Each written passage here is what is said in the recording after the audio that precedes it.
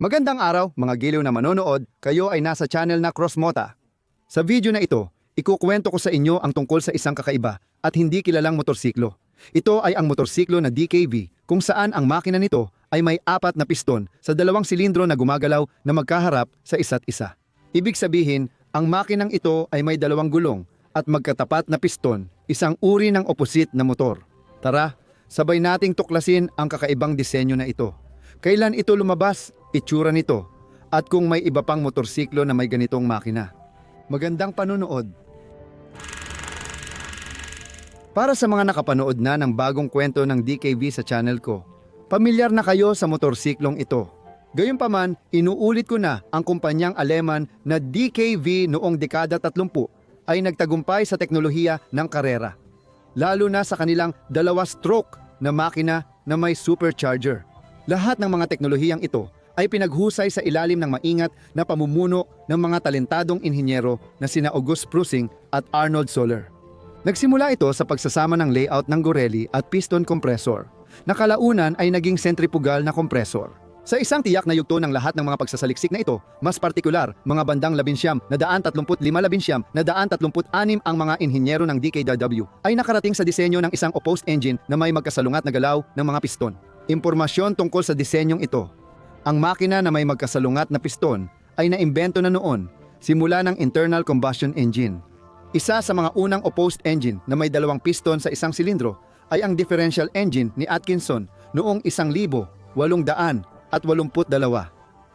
Noong 1888, inilagay sa metallurgical plant sa Corde ang 2-stroke na makina ni Okelkoze na may magkasalungat na piston at 6 na raang kabayong lakas. Ginawa rin ang disenyo ng makinang ito sa ilalim ng lisensya ng mga tagagawa tulad ng Deutsche Kraftgasgesellschaft sa Alemanya at William Birdmore Sons sa United Kingdom. Ang unang naglagay ng ganitong makina sa kotse ay ang Gabron Brillier, isang kumpanyang Pranses. Hindi lang ito basta kotse kundi ang unang kotse sa karera na umabot sa 100 milya bawat oras sa kasaysayan ng tao. Umabot sa 166.665 kilometro kada oras ang record. Ginamit din ang ganitong makina sa kotse mula Scotland na Arroll Johnston na ipinakita sa Olympia Exhibition noong 1905. Ang power unit na ito ay may mga kalamangan at kahinaan. Simulan natin sa benepisyo. Mas simple sa ilang aspeto ang makina na may magkatapat na piston kaysa ibang makina. Dahil walang cylinder head, mas mababa ang pagkawala ng init at friction loss. May direktang daloy din ng gas sa combustion chamber sa ganitong makina. Mga kahinaan. Ang makinang may magkasalungat na galaw ng piston ay mas mabigat at komplikado ang disenyo dahil kailangang pagdugtungin ang 2 piston sa loob ng silindro. Ibig sabihin nito ay paggamit ng 2 crankshaft o mas komplikadong disenyo na may iisang crankshaft at maraming connecting rods, crossheads at iba pang mekanikal na transmission. Dahil mabigat at komplikado ang mga ganitong makina, kadalasan ginagamit ito sa mabibigat na makinarya at pabrika.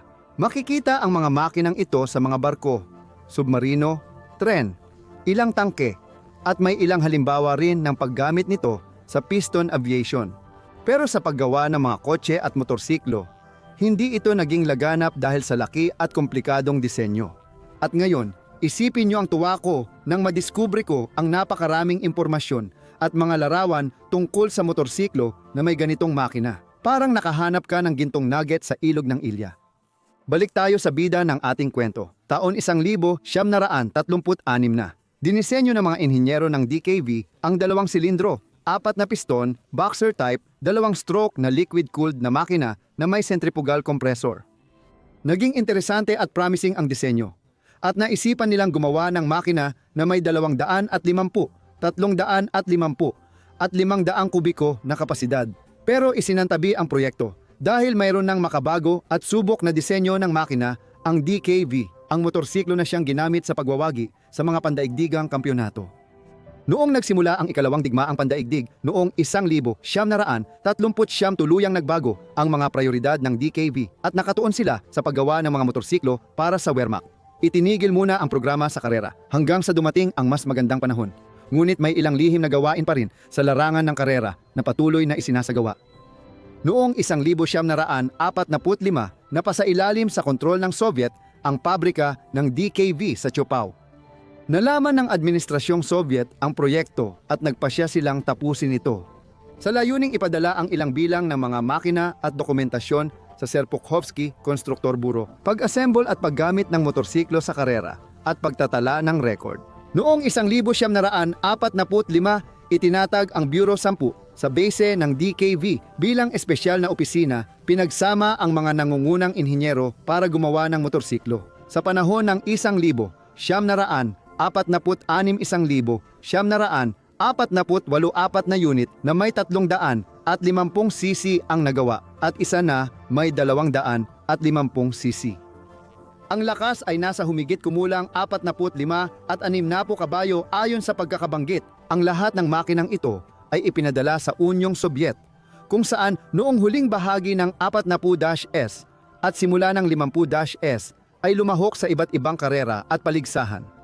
Binuwag ang SKTB, 10 noong 1948. Tinawag itong GK, isa sa Union of Soviet Socialist Republics, na ibig sabihin ay go-kart na may kompresor.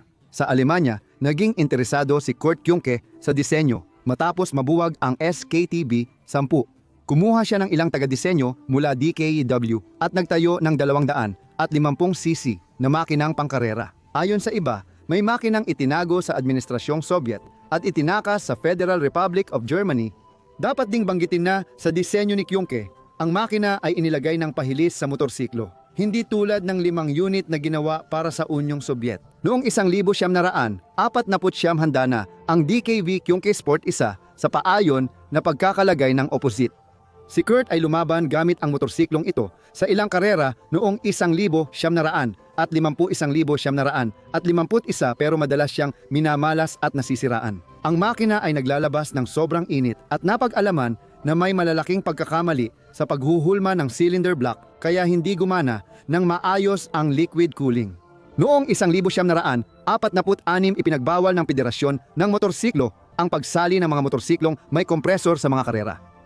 Hindi naman malayo ang mga guro sa karaniwang atmospheric na makina kapag gumagamit ng kompresor. Nagpatuloy ang karera sa Germany at Soviet Union, pero natapos din ang panahon ng motorsiklong may kompresor noong 50-S.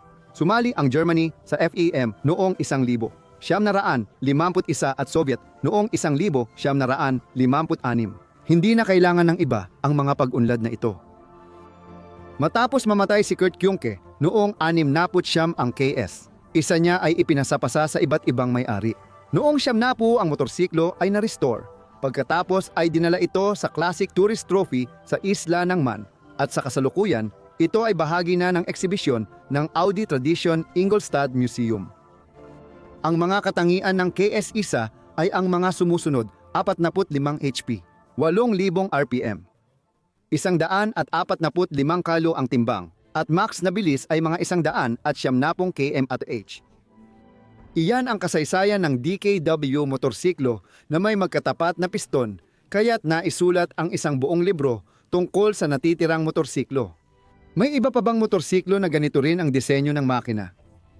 Sa litratong ito, makikita ang motorsiklo ng kumpanyang Aleman na NSU na tila may makinang may magkatapat na piston. Pero maliban sa litrato at haka-haka, walang ibang ebidensya. Kung makakahanap ako ng karagdagang impormasyon tungkol sa NSU na ito, tiyak na gagawa ako ng kwento tungkol dito. Gaya ng dati, kasama niyo ako palagi. Ako po si Crossmoto Channel. Salamat sa inyong atensyon at suporta sa pamamagitan ng komento, pag-share at pag-subscribe. Maraming salamat sa lahat ng tumutulong sa channel ko sa pamamagitan ng donasyon. Hanggang sa muli.